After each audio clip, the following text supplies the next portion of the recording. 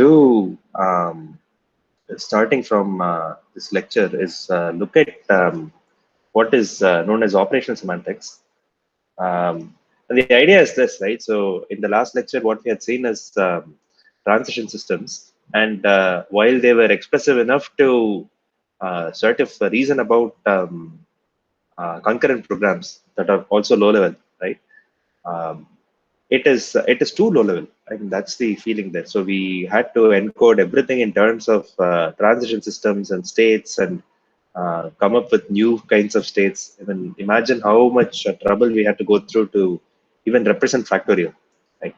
But really, as programming languages, as a field, right, we like to reason about programs. So that doesn't mean that all the programs have to be translated down to some transition system. That would be sort of not the ideal way to do it, right? So um, it's really sort of there is an air gap between what we write as a program and then what we actually reason about in transition systems, because you have to convert this thing manually from a program into a transition system.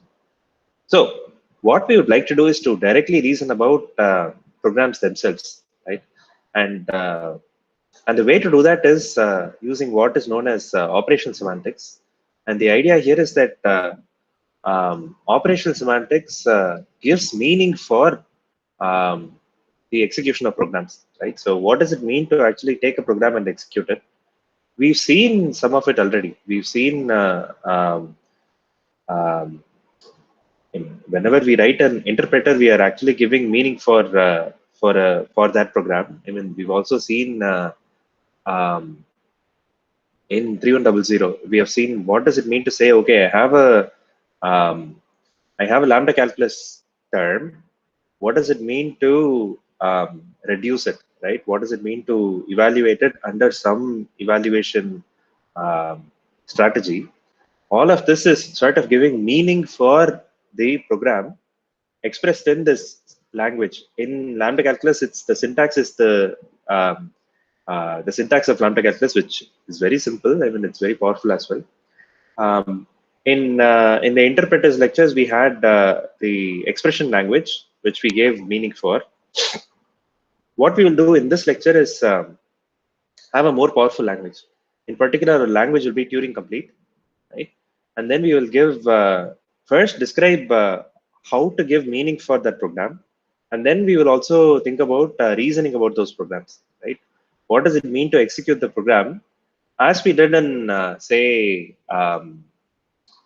factorial, right? So I will write a program in this language, and then I will say, what does it mean to actually go ahead and execute this program? So which is what we will do in the rest of the lectures in this topic called operational semantics. And the object of study is going to be this very small language, right?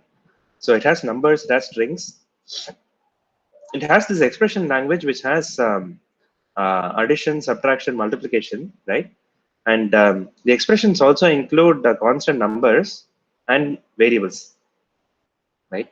So a variable is an expression. So when you see a variable, you sort of have to get the value of that variable. That is what we class as expression language, right? And we have a different class of structures called commands. And the commands are similar to what we had seen earlier in earlier lectures. It includes skip, variable assignment, right? Observe that on the right hand side, we only have an expression here, right? And then we have sequencing, we have if then else, and we have while, right? While ye do see. So the reason why this particular language is Turing complete is because of the semantics of while. Um, in the interpreters lecture, we had a repeat, right? Which sort of says, I'm going to repeat this particular command um, some number of times, but the number is defined here, right? So it precisely takes a number here and it executes so many number of times. Here, what we can have is we can have arbitrary expressions, right? And what we will say is, as long as this expression is not zero, we will keep executing the command. So because all numbers are expressions, I can just put while one do C, right? I can just put do skip. So this particular program is Turing complete, right? So I mean, you can write infinite loops here. So that's the crucial difference, right? So that's the crucial difference that we add here. And the point is that once you add a while loop, your program is you can write infinite programs. You can write infinite loops, and hence you are no longer able to give semantics in terms of writing an interpreter in Coq, right? Because Coq wants to have all of the functions that you describe in Galena, Coq's own functional language, to terminate. Obviously, the interpreter for this particular language will not terminate. So this is true with lambda calculus as well, right? If you remember what we did with F star, where we gave semantics for lambda calculus, we had to introduce a divergent effect. But we don't have divergent effects in our language, in Coq's Galena language. But we also want to avoid divergence, right? We really want to provide semantics and reason about the program execution. So what we will instead do is not describe the semantics of the program in terms of an interpreter. Instead, we will use the inductive types. What we've been seeing from this logical programming lecture, right? So we'll say if the state of the program is this, then the next step will be so and so. So we will adopt this sort of reasoning in order to give meaning for this program. But the language itself is very simple. This is very familiar to you. But the way we will describe the semantics is not through a recursive function. I mean, that's the main takeaway here. And we'll see how that is done through the program.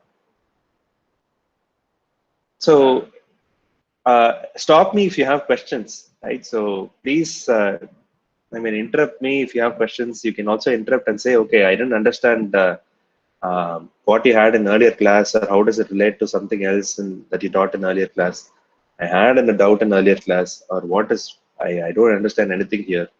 Please feel free to stop me, right? So I think it's important you ask the questions, because some of these things may seem familiar to me, having looked at this for a while.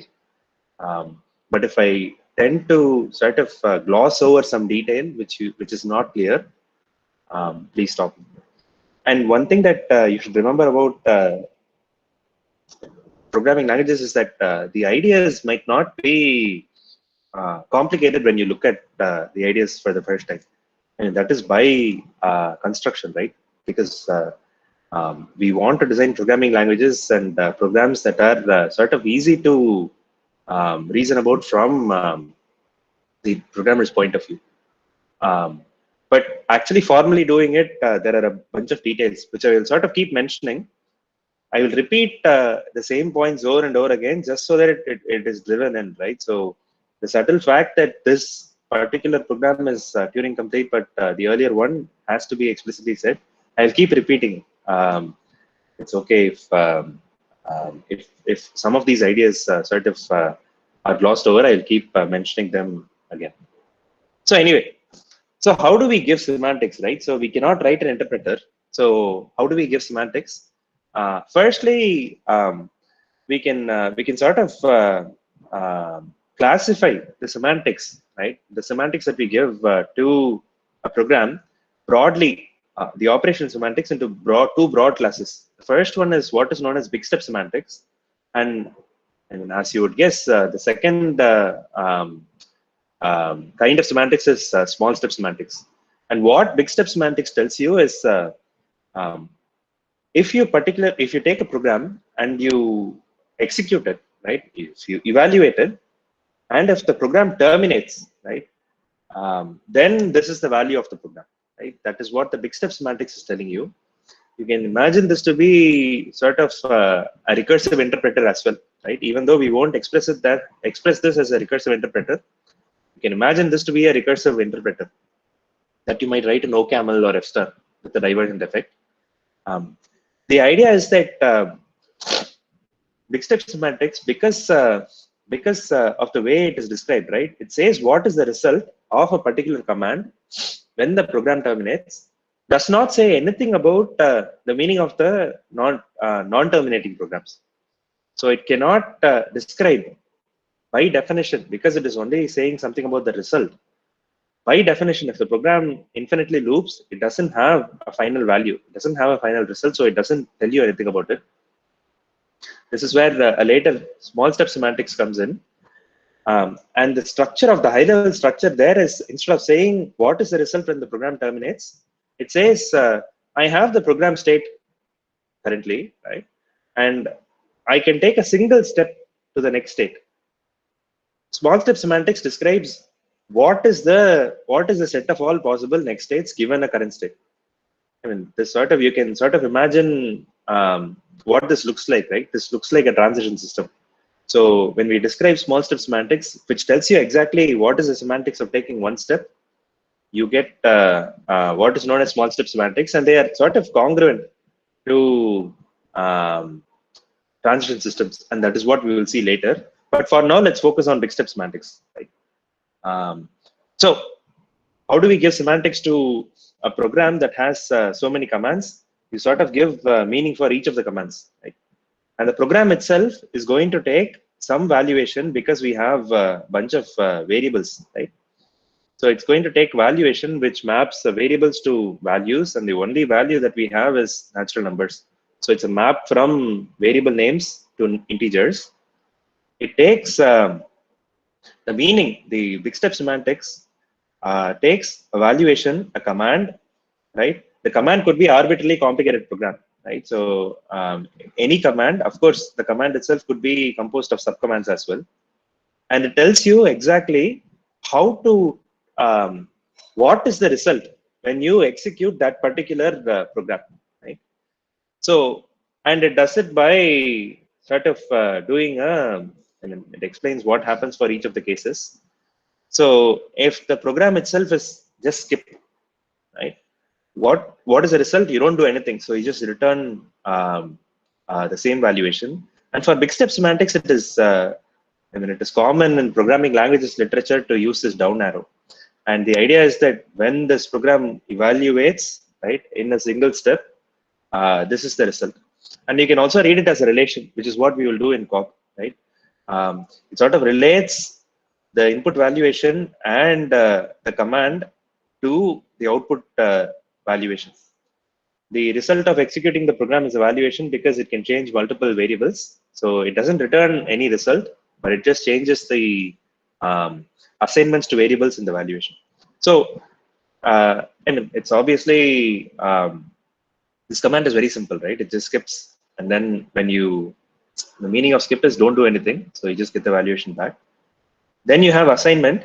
And the meaning of executing this assignment is that you get a new valuation where X is mapped to whatever the interpretation of this E is in V. So this interpretation is a recursive definition, right? So this is a recursive definition because thanks to the separation of expressions and commands, the expression itself, the expression language itself is simple, right? It's not Turing complete. It doesn't have a while loop. So you can write it as a recursive function. I mean, we've seen this interpretation in the interpreter lecture. It's the same thing here. So we just use the same definition here. So if you have a, I'm not repeating it here, but we will see it in COP definition. All you do is interpret the expression under this valuation, and you extend the map valuation map with this binding, right, which shadows the previous binding for X. So the next thing is sequencing. So let's start with the valuation V, and the command is C1 semicolon C2, right? And it says that this whole thing evaluates to V2 if it can be shown that V C1 evaluates to V1, and you use this V1 in evaluating C2, and that evaluates to V2, then the whole thing evaluates to V2. Right? So this is like a, you can sort of imagine this to be a recursive call, right? So what will you do? You will pass the valuation here, execute, and call this recursive function once, which will return you a V1, and you pass the V1 to execute C2, and you get V2, and that's the result of evaluation. In I mean, that's the functional definition, and the logical way of reading this is V C1 semicolon C2 is related to V2 by big step evaluation if V C1 is related to V1 by big step evaluation, and V1 C2 is related to V2 by big step evaluation. So that's sequencing. And then you have if then else, the usual semantics, right? E is an expression, right? So you interpret E and V, and if it is not 0, we take that as true. So you execute the true part under the same V, right? So expression itself does not modify the evaluation. So if you execute C1 under V and you get V prime, that's the result of executing this whole command, right? And similarly for the else case, um, if if interpreting E under V gives you 0, then you consider that to be false. In which case you execute the false part, you get V prime, and that's the result of this whole expression. And similarly, you do the same thing for while, right? So, but while is, I mean, while is a little bit fancy. So it says, let's say you want to evaluate this while loop, right, with valuation V, and you interpret the expression E in V, it is non-zero, which means you have to execute the body of the while loop, right? And you execute it once. So let's say I execute the body once, C1 is the body, under the same valuation V, and I get a valuation V1 because C1 could have arbitrary commands, it could have changed the bindings to variables, so you get a V1. And what do you have to do? You have to repeat the loop, right? So the way you express that is just saying, now execute the same loop again, right? And under V1, because V1 is the result of executing the loop once. And if you get V2, then the whole result is V2. Observe that this is sort of hiding the recursive structure, right? This, the definition here is sort of structurally similar to this one, except that you've executed one iteration of the loop here, right? And the idea is that you recursively call this until the condition here, right, goes to 0. So you evaluate E under V and it is equal to 0, in which case you're done. And in which case you don't execute the body of the loop, you just get V as a result. But the key point that I want you to take away is that this meaning, right, is only defined for terminating programs, because when you have non-termination, we are assuming that well-formed programs here terminate. So you do multiple iterations of this rule, right, for each of the iteration in the loop, and finally you have a V, which is what you will get here. If you never ever reach this condition, terminating condition, so this step will not be defined. So while E do C1, big step evaluates to V2 will not terminate. It's like a recursive call that just loops forever. So this step is not defined. So that is why we say this result is only defined when the program terminates, right? So any questions on this? Why and how of big step semantics? Okay, so there are no questions. We can switch to the Coq definition. Let me make it a little bit larger. Okay. So, I mean, we are going to do exactly the same as what we've done here, right? So we are going to describe the language first, and then describe an inductive type that relates, that expresses the same thing. Okay. So the arithmetic expression has a constant variable, plus, minus, and times, right? This is the expression language that we had here, right?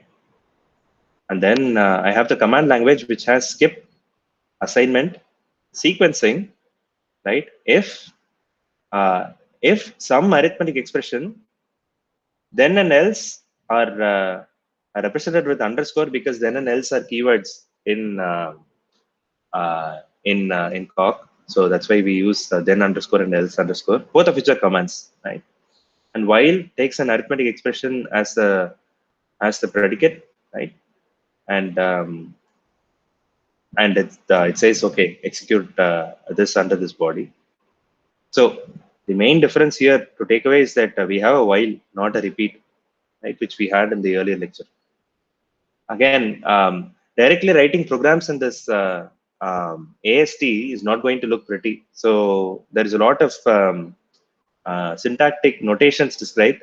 They are not important. The only thing is, um,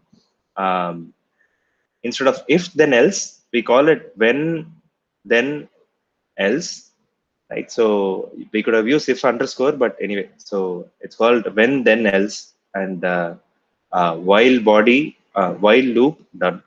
Okay, so we're not using do here because do is also a keyword.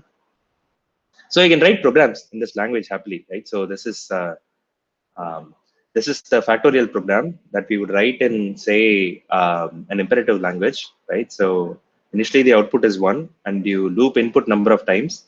Input is actually a variable, right?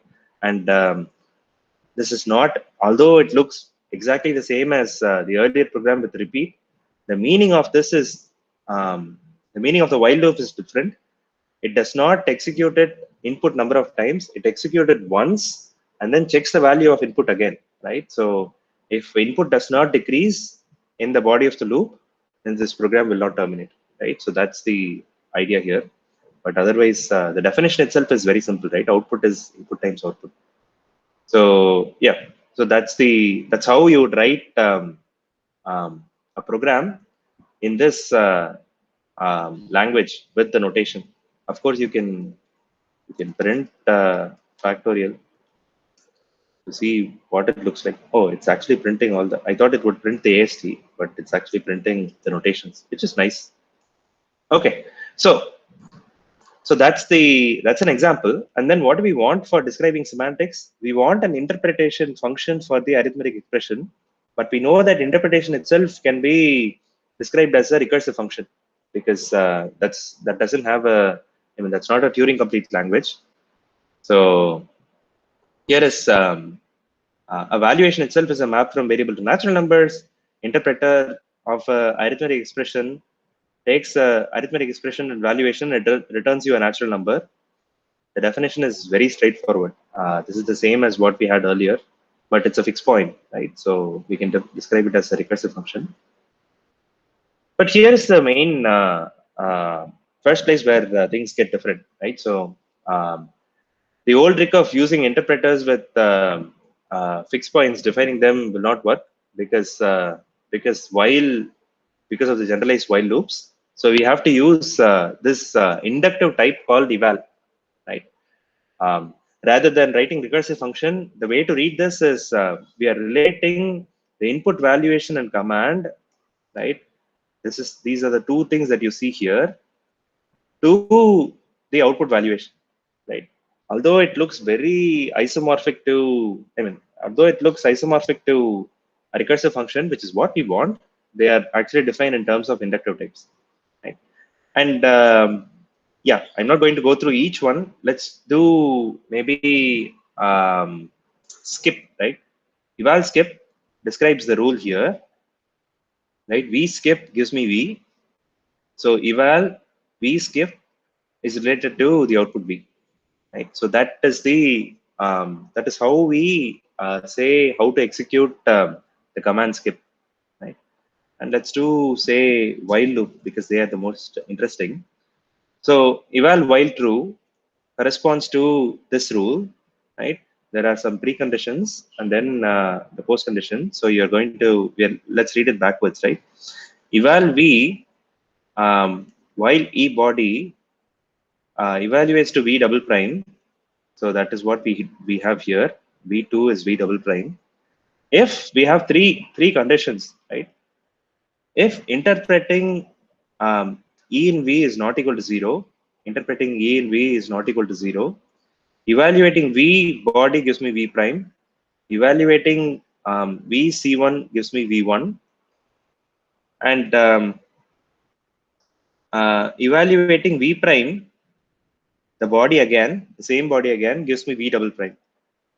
Evaluating the same body again in V1 gives me V2, right? So those are the preconditions. Then you will just get the original thing that you wanted, which is eval V while E body V double prime. Right? And eval while false is very simple, right? So the precondition is that you evaluate E under V, it gives you 0. Then if you evaluate the body, then it has no effect because you are not executing the body. So that's the inductive definition. That's like the full definition of factorial. Sorry, the command language using big step semantics, right? Because it is sort of telling you how to execute the full while loop, right? Why do we call it big step? You can sort of imagine what this is saying, right? So this can be a complicated program. All it says is the result of executing this program is V2, right? That is what it's saying. It's not saying what happens in one step. Sort of saying what is the meaning of executing this whole program to completion, if it completes, right? Again, that's the catch here. But anyway, so that's defined. So we cannot. I mean, of course, we don't. We have not defined it as a fixed point, right? It's not a function, so we cannot run it. The way we run these programs now is to actually write an example and prove it. Prove that the thing actually satisfies the output property. The way we sort of express that is, I'm going to run factorial on 2, right? I've defined the factorial program earlier. I'm going to define input to be 2. You start with an empty valuation, and the only binding that you have is input is 2.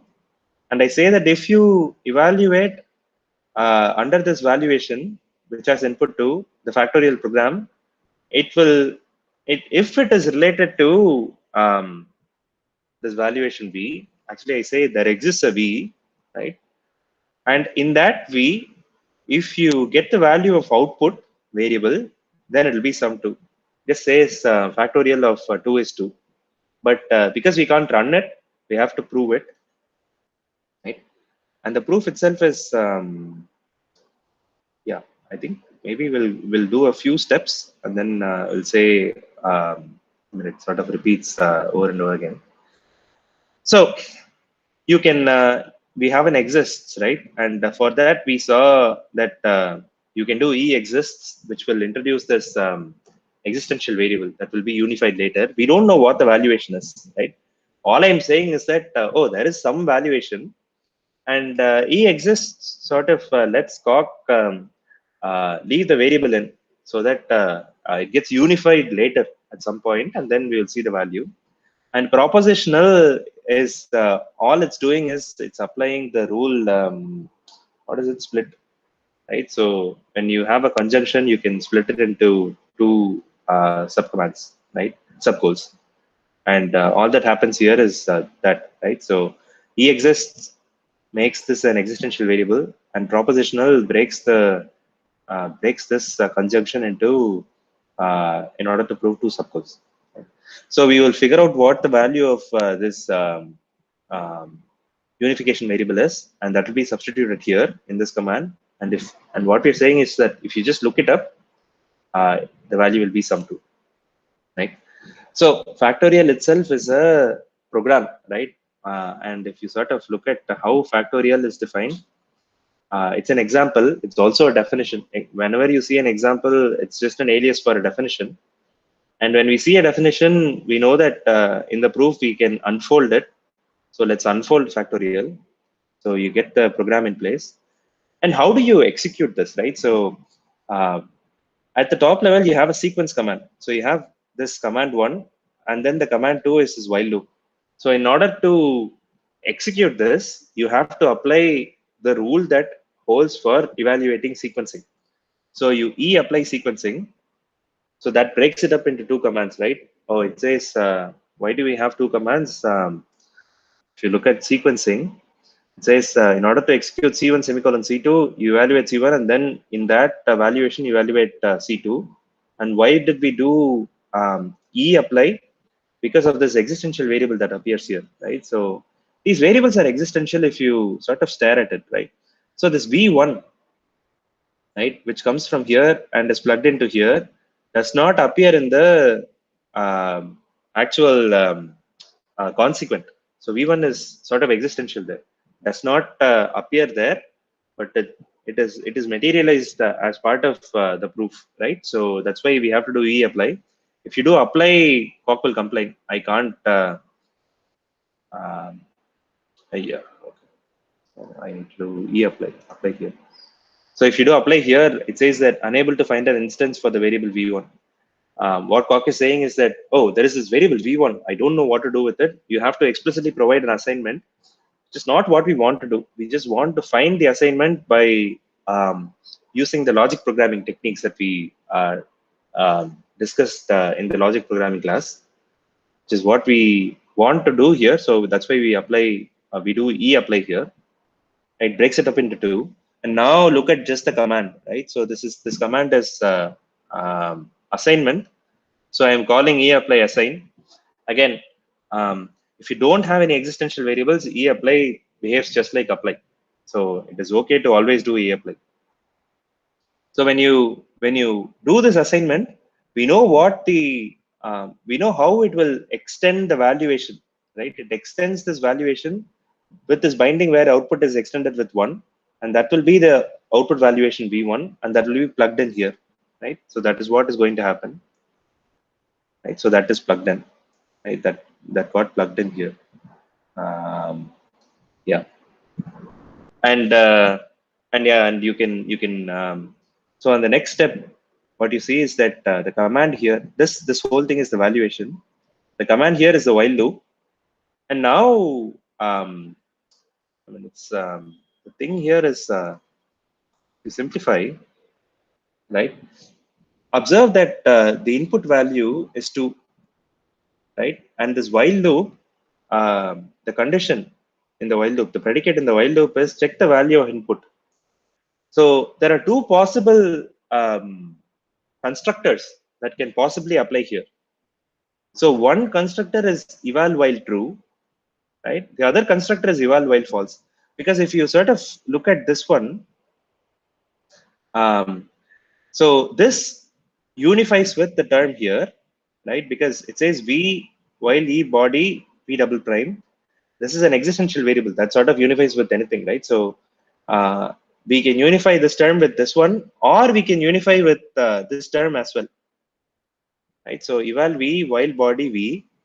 So it says that I can unify this with the term here, which says that the output valuation, the existential variable here, is going to be the same as this one.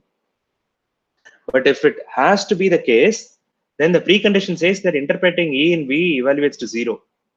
But if you look up the variable input in the valuation, it's going to return 2. So that's not true, right? So here, even though there are two possible constructors that you can, two possible rules that you can pick, only one will actually lead to the correct result, which is what we want to pick. So we pick eval while true, right? So we apply eval while true, and it has 3 preconditions, right? So I mean, if you simplify, you will see that you just need to prove that the predicate here is not equal to 0, which is why we get, if I don't simplify, we say if I look up input in this valuation, it should be not equal to 0. Input is 2, so it is not equal to 0. That goes through, right? And simplify equality also proves inequalities, right? So that goes through. And yeah, that condition has gone through, but you end up with 2 other subgoals that you need to show, right? So these are the 2 subgoals. First is executing the body for 1 iteration and then plugging it in. So again, you do the same thing, right? This is a sequencing command because you have double semicolon here. So you do sequencing, and this is assignment. So this is an expression which just gets recursively interpreted. So this is assignment. So you do that assignment, right? And yeah, the thing that gets larger and larger here is the the valuation, right? If it gets too large, you can just do simplify here, just so that you get clarity. But the command itself is just another assignment here. So you can do eval assign, right? And then if you simplify, observe that now again we are running one more iteration of, we completed one iteration of the while loop, right? What has happened? The input has gone from 2 to 1. We again have the while loop body here. Again, we know that input is 1, so we have to execute eval while true, the true branch of while loop. So we pick eval while true again, simplify. We do the same thing again, right? So this goes through step by step. And now, if you sort of stare at it, the evaluation actually captures the entire history of how the value evolved, right? So initially, input was 2, output was 1. Then output became 2. Then input became 1. Then output remained 2, but input became 0. Right? At this point, the loop is going to terminate. So you have to pick eval while false, right? Apply eval while false, right? So now we are saying the body is not going to execute. So we have to prove that the predicate is going to evaluate to 0. And I mean, the idea is that we are going to look up this variable input, and the input is going to be 0. Again, the newer binding shadow the previous ones, right? That is how the valuation works. So input is 0. So 0 equals 0, equality makes it go through. And then okay, so we've actually completed all of what we want to do in evaluating this program. So we found an assignment for this existential variable v. Now we have to show that if I look up v, if I look up output in this v, then the value is 2, right? And if you sort of go from right to left, you will see that the output is 2, right? So that is what we have here. If you simplify and do equality, that goes through. So we proved it, right? So we've actually proved it very tediously by picking the right constructors. So one thing you can do is you can let you can do e constructor to prove this as well. This is the same proof steps as what I've done here. I'm just using e constructor. The idea is that e constructor is like the SLT resolution prologue, right? So and for those who don't know what SLT resolution is, all you do is you sort of go from top to bottom in the inductive definition, right? You go from top to bottom in this inductive definition. You apply the first rule that unifies with the term under that unifies with the term under in the goal, right? So um, if you when we apply eval seek, all it's doing is that it's going to, when you apply e constructor, it's going to keep looking at the first one. Oh, eval skip doesn't unify, eval assign doesn't unify, because the term is going to be c1 double semicolon c2. So the first thing that unifies is this one. So I'm going to proceed, right? That is what the rule is. But again, this is going to fail at if you just blindly apply e constructor. There is a distinction which I just mentioned earlier, which is that for a while you have to be careful about which rule you apply, because if you can always keep you can apply eval while true, right? But at certain point when the loop is going to terminate, we apply eval while false. So you have to be careful at that point. So e constructor always doesn't work, and that is precisely the reason why whenever we needed to apply eval while false, right, we explicitly state eval while false here, right? Apply eval while false here. Otherwise, all of the other places can just be replaced with e constructor, right? So the proof is exactly the same. All I've done is I've replaced the explicit calls to the constructors by e constructor. And the only place where I had to do anything interesting was eval while false, where I had to pick the right goal. But right, so but the idea is that if the program is going to terminate, right, what would have happened if I had always chosen eval while true? I would have been asked to prove that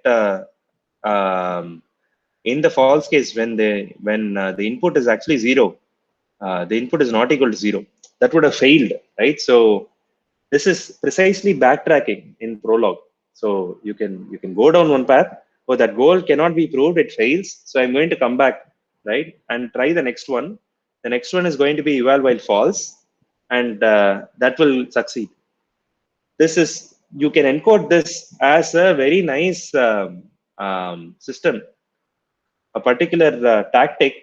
I mean, the details are not particularly important here, but we are actually describing a new tactic. LTAC is the language, which is the tactic language um, within Coq. And all we are doing is that we are defining a new tactic by saying for for every step of the evaluation, what you can do is you can either apply one of the constructors, right? If you do eval if true, then you simplify and do equality. If you do eval while true, then you do simplify and equality. Otherwise, it's just a list of each of the constructors, right? And we describe this tactic called evaluate. All it does is it first does simplification, tries equality, right? If it doesn't go through, then you repeatedly apply eval one, right? So you try to prove the given command, given goal with equality. If it doesn't go through, try to apply one of the constructors, right? Try to apply one of the constructors, try to go down those paths. If it doesn't, I mean, keep doing this. So if you give an infinite program, it loops infinitely. But if you give terminating programs, this is like a very specific implementation of the search strategy, the SLD resolution, specifically for the program that we have, the language that we have, right? And the big step semantics that we have. So all we've done is we've sort of encoded what we've done manually here, right, into a tactic which repeatedly keeps applying each of the constructors, right? The repeat is here. Okay, so we define this evaluate tactic now, and now we can sort of lift the level of abstraction up. Instead of doing this very manually, we do E exists propositional just so that we break these down, right? E exists for the introducing the unification variable, and propositional to break it down. And then we do evaluate. We just do evaluate, which does several steps of this until you actually are able to find an assignment for that unification variable. I mean, there is no. I mean, this term is very big, but it's only big because the valuation is big. If you do simplification,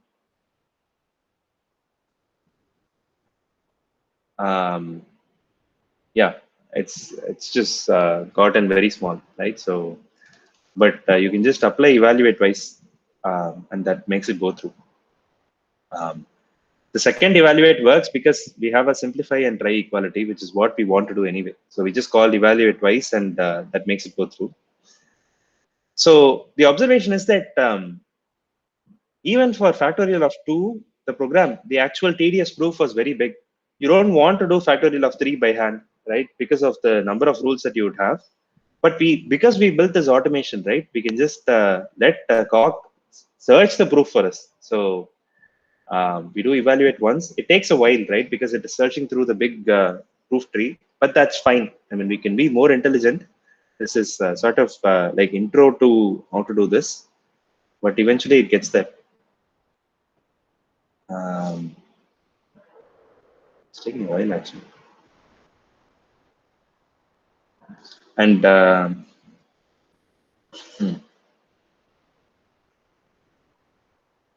don't know why this takes so long. Okay, so that's done. And simplification is taking time.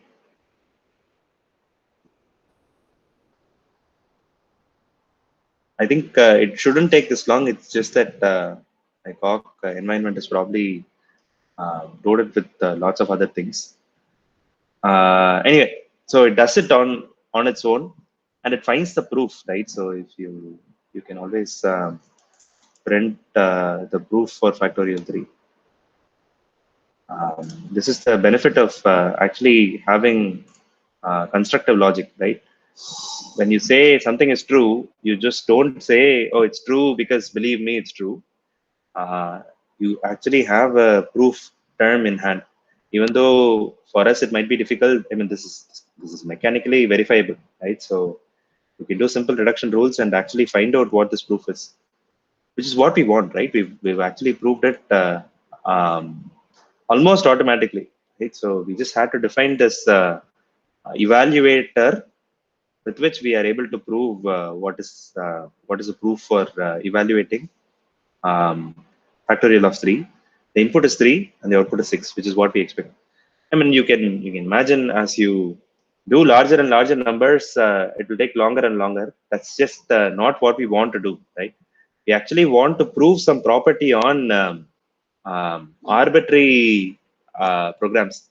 So essentially, what we want to do is to say, um, if you run the factorial program for any input n, then the output is going to be the same as what you will have with this intuitive definition of what the factorial means. This is precisely what we had done in the transition system lecture as well, right? So we have this recursive definition of factorial.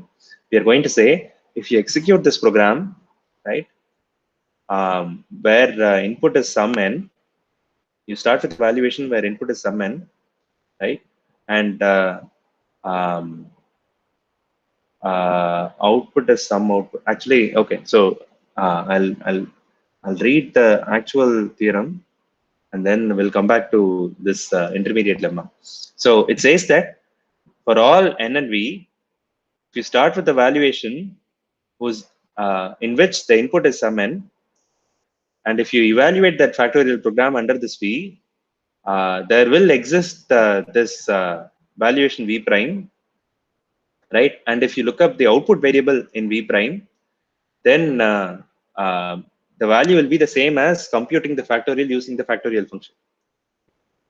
So essentially what we've done is we described the language, right? And we gave it semantics. And we said, okay, the language for which we've given the semantics is going to behave exactly the same as on this factorial function.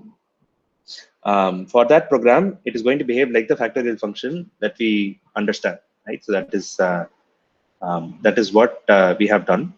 And of course, as we had done earlier, right? So we have to prove the body of the factorial correct separately from the entire factorial program.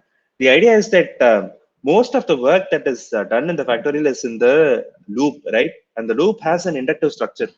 So we are going to apply induction there, but we don't have to do the same thing for the entire program, because all you have in the factorial program is an additional, oops, where is the factorial program?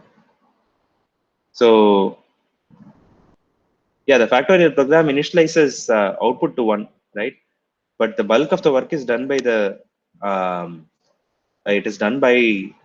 loop body. So we are going to say something about the loop body first, right? And we are going to use that fact in the factorial theorem that we just saw. So factorial loop body just has the body without this initializing assignment to output, right? And what do we say about the factorial loop body? So we say that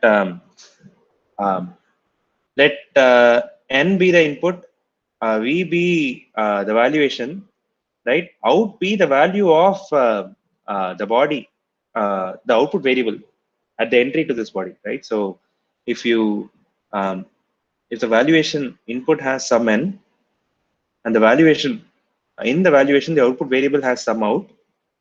I mean, this is an inductive definition because every time you run this, you're going to end up with the same position. But I want to say something about what happens when you execute this body with arbitrary output, so that I can sort of then specialize and say what will happen when the output is exactly 1, which explains what would happen in the real execution of the program.